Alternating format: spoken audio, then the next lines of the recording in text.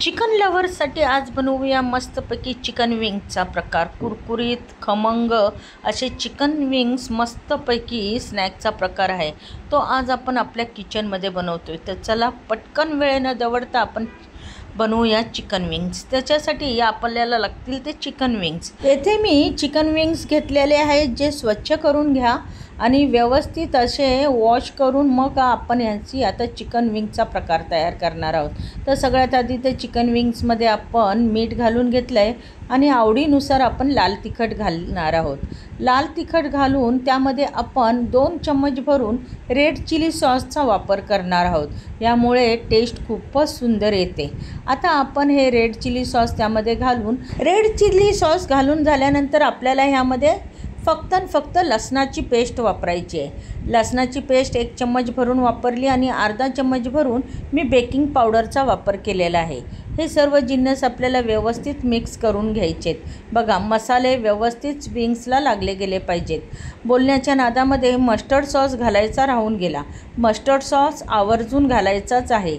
आता यामध्ये मी 2 चम्मच भरून मस्टर्ड सॉसचा वापर केलेला आहे, तो सुद्धा व्यवस्थित मिक्स करून घ्या।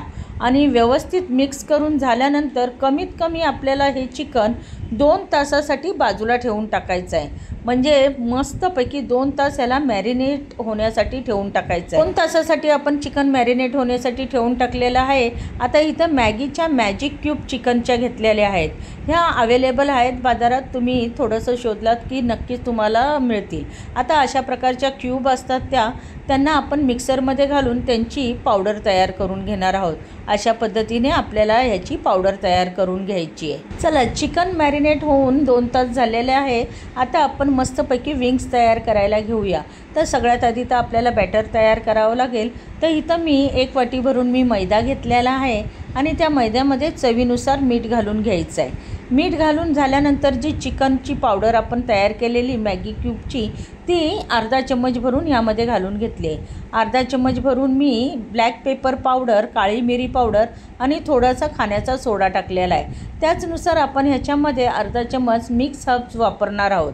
हे सगळे जिन्नस आपल्याला व्यवस्थित मिक्स करून घ्यायचे आहेत। आपण व्यवस्थित असे हे सगळे जिन्नस मिक्स करून झाल्यानंतर जे चिकन मॅरिनेट केलेले त्याचे पीसेस आपण ह्याच्यामध्ये घोळवून घेणार आहोत। आता व्यवस्थित असे हे पीसेस मैद्याच्या बॅटरमध्ये घोळवून घ्या। व्यवस्थित असे घोळवून झाल्यानंतर आपण काय करणार आहोत, तर पाणी घेणार आहोत आणि त्या पाण्यामध्ये ह्यांना अगदी अलगद डीप करणार आहोत। डीप करून लगेच काढायचं आहे आणि परत एकदा मैद्याच्या बॅटरमध्ये त्यांना घोळवून घ्यायचं आहे। अशामुळे ते खूपच कुरकुरीत आणि छान होतात। आणि मग गरम गरम तेलामध्ये हे पीसेस आपल्याला सोडून मस्तपैकी गोल्डन ब्राऊन कलर येईपर्यंत ह्यांना व्यवस्थित असं फ्राय करून घ्यायचं आहे। बघा, किती सुंदर टेस्टी असे हे चिकनचे विंग्स लागतात, कारण ह्याच्यामध्ये जे मसाले आपण वापरलेले आहेत ना, ते खूपच सुंदर आणि मस्त चवीचे आहेत। तुम्ही वापरून बघा, करून बघा, नक्कीच तुम्हाला ह्याची चव आवडणार आहे।